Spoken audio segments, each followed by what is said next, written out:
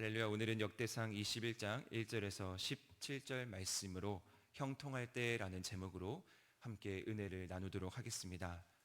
오늘 본문 말씀은 계속해서 승승장구하던 다윗의 여정 가운데 인구 조사를 하는 모습을 그리고 있습니다. 구약 성경 말씀 가운데에서 인구 조사에는 몇 가지 목적이 있습니다.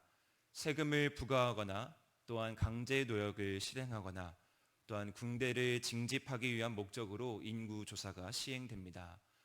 이러한 인구조사는 대부분 왕의 욕심에 의한 부정적인 의미를 담고 있습니다.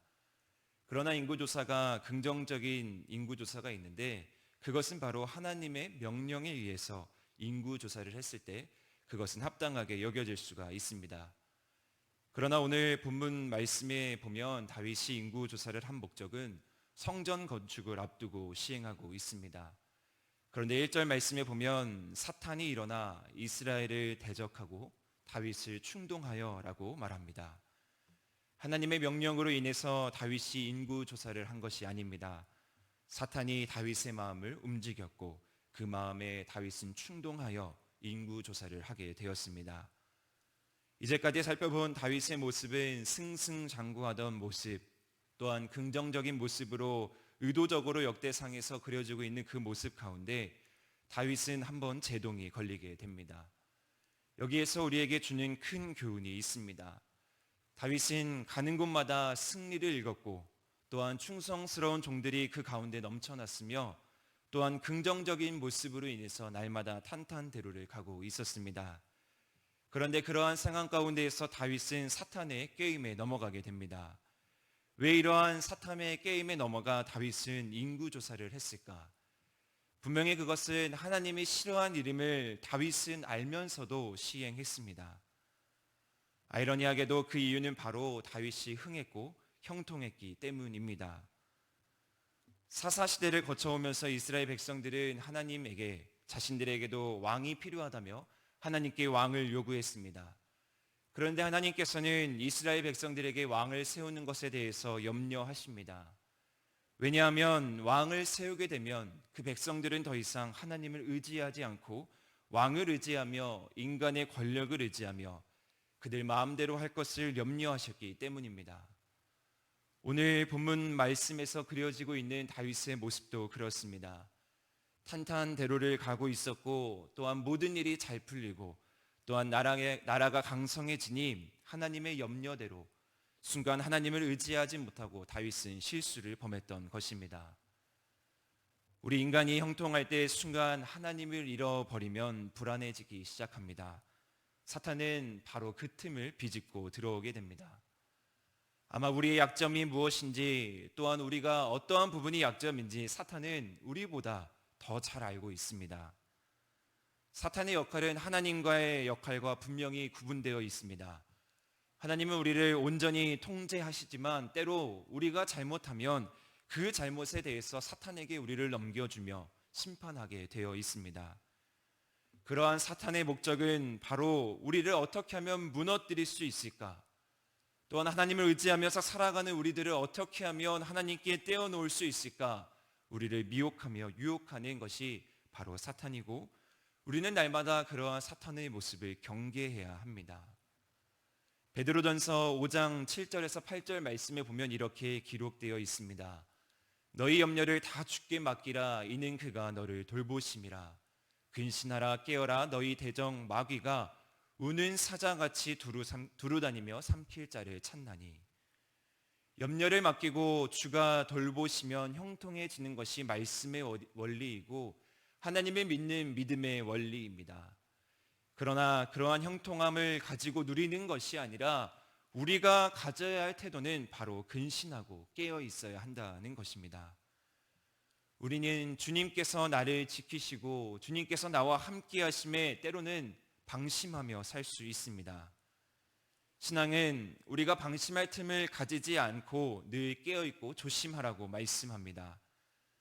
성도 여러분, 형통할 때 우리가 탄탄대로를 가고 있을 때 우리는 조심해야 합니다. 다윗이 무너졌듯이 우리도 실수하고 무너질 수 있습니다.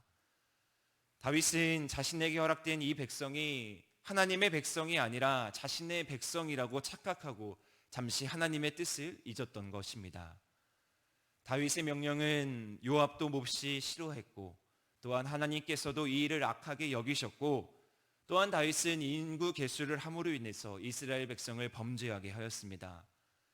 특별히 오늘 본문 가운데에서 사용하고 있는 이 죄에 대한 용법은 바로 하나님의 진노를 받기에 합당한 행동을 가리킵니다. 단순히 그가 범하고 있는 잘못을 넘어서 이 죄는 항상 하나님의 진노를 수반하는 단어입니다. 이러한 죄에 대해서 하나님께서는 분명히 이스라엘을 치십니다. 잘못에 대한 대가를 이루시는 하나님의 모습을 우리는 살펴볼 수 있습니다. 우리는 사랑과 긍휼의 하나님 이전에 분명히 하나님께서는 우리가 하나님의 뜻을 거스르고 또한 하나님께서 하나님을 싫어하시는 일을 했을 때 그에 대한 합당한 대가를 치르시고 심판하시는 모습을 오늘 본문 말씀 가운데에서도 살펴볼 수 있습니다. 그 후에 우리는 심판할 때 그 후의 모습이 중요합니다. 누구나 실수는 할 수 있고 누구나 잘못은 할 수 있습니다. 그런데 그 이후에 어떻게 반응하느냐가 참으로 중요합니다. 오늘 다윗의 모습을 살펴보면 다윗은 즉각적인 회개를 합니다. 다윗의 고백은 동일한 사건을 기록하고 있는 사무엘서보다 더욱더 강력하게 하나님께 죄를 용서를 구하며 호소하고 있습니다. 내가 큰 죄를 범하였나이다 라는 이 단순한 고백에 더해 다윗은 주의 종의 죄와 또한 내가 심히 미련하게 행하였다라고 덧붙이면서 자신의 죄를 강력하게 고백하고 있는 것을 오늘 역대상 21장의 다윗의 모습 가운데 살펴볼 수 있습니다. 그러나 우리가 분명하게 살펴볼 것은 하나님의 심판은 다윗의 이러한 강력한 호소와 고백으로 인해서 축소되지 않는다라는 것입니다. 하나님께서는 갓 선지자에게 말씀하여 다윗에게 세 가지 벌 중에 하나를 선택하라고 말씀하십니다. 3년 기근 또한 석 달 적군에게 패하는 것 아니면 전염병이 사흘 동안 온 유대 지방에 유행하는 것 중에 하나를 선택하라고 말씀하십니다. 다윗은 이러한 공경 가운데에서 이러한 심판 가운데에서 하나님께 긍휼을 구하며 나아갈 때 분명 이러한 심판이 멈추기를 기대하고 있지만 하나님께서는 오늘 본문 말씀에 의하면 백성에게 전염병을 내려서 7만 명을 죽게 하십니다. 오늘 본문 말씀 가운데에서 첫 번째로 그려지고 있는 하나님은 어떠한 분이신가? 바로 심판하시는 하나님이십니다. 다윗의 잘못은 백성을 죽게 하는 결과를 가져오게 되었습니다. 승승장구하며 형통했던 그 다윗의 모습이었지만 순간 하나님을 잊고 하나님을 잃어버리고 살아가던 그 모습 가운데 하나님은 강력하게 재앙을 맛보게 하시고 심판을 내리시는 분이시고 또한 무엇보다 하나님은 하나님께서 싫어하신 일을 하셨을 때 경계하시는 모습을 보여주시고 있습니다. 그러나 심판하시는 하나님 이면에 또 다른 중요한 하나님의 모습이 이 본문 말씀 가운데 그려지고 있습니다. 하나님은 어떠한 분이신가? 두 번째로 하나님께서는 바로 긍휼의 하나님이십니다. 하나님께서는 천사를 예루살렘에 보내셔 멸하시는 계획을 가지고 계시지만 이내 하나님께서는 이만하면 족하다라고 말씀하시며 천사들에게 재앙 내림을 그치게 하고 있습니다. 여기서 나타내고 있는 천사는 1절에 나타나고 있는 사탄과 대조되는 모습으로 등장합니다.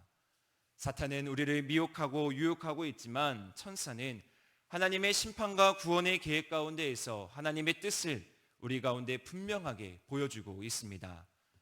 족하다라고 말씀하시는 이 하나님께서는 하나님께서 스스로 마음을 바꾸시면서 우리에게 크신 긍휼을 보여주시는 모습으로 나타나고 있습니다. 우리의 죄와 우리의 잘못에 대해서는 분명하게 심판하시지만 그 심판에서 그치는 것이 아니라 우리의 진정한 뉘우침과 회개가 있다면 또한 하나님께서 우리에게 사랑과 긍휼의 마음으로 오늘 이 시간 찾아오신다라는 것입니다. 이스라엘 백성들이 범죄하고 하나님을 멀리할 때마다 하나님께서는 매번 그 백성들에게 다시 기회를 주시고 다시금 사랑으로 그 백성을 품어 주셨습니다. 그 긍휼의 하나님이 오늘 우리와 함께 하십니다. 주님의 사랑과 크신 긍휼하심을 감사하며 나아가는 귀한 하루 되길 소망합니다.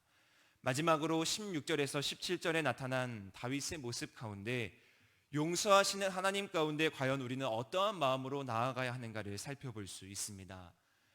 다윗은 진정으로 회개하고 진정으로 자신의 잘못을 뉘우칩니다. 그래서 굵은 베옷을 입고 얼굴을 땅에 대고 엎드리며 하나님의 긍휼을 계속해서 구하고 있습니다. 또한 가장 중요한 다윗의 모습은 무엇이냐? 다윗 자신은 바로 이 인구 조사에 대한 모든 책임을 자신에게, 즉 나에게 돌리고 있다라는 것입니다. 자신의 잘못을 인정하고 나의 죄를 하나님 앞에서 시인하고 있는 모습입니다. 다윗과 같이 우리는 하나님 앞에 죄를 행한 후 나의 죄를 주님 앞에서 인정하는 것이 중요합니다. 하나님 앞에서 우리는 아무것도 숨길 수가 없고 빠져나갈 수가 없습니다. 우리는 그렇기에 하나님 앞에서 따지고 판단하고 비난하고 비판하는 자세가 아닌 나의 잘못, 나의 죄를 주님께 인정하며 주님이 기뻐하시고 참된 성숙한 모습이 어떠한 것인지 오늘 다윗이 죄를 짓고 난 후 그 모습을 살펴보며 오늘도 우리는 겸손하고 우리에게 긍휼을 베풀어 주시는 하나님께 나아가는 귀한 하루 되기를 소망합니다.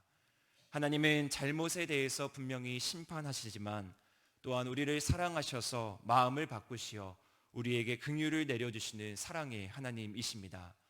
우리는 그 하나님께 날마다 우리의 자신의 잘못을 인정하며 하나님의 긍휼을 구하며 하나님께 날마다 우리의 모습을 낱낱이 아뢰며 나아가는 지혜가 있는 또한 성숙한 신앙인의 모습으로 오늘 하루도 살아가길 주님의 이름으로 축복합니다. 기도하시겠습니다.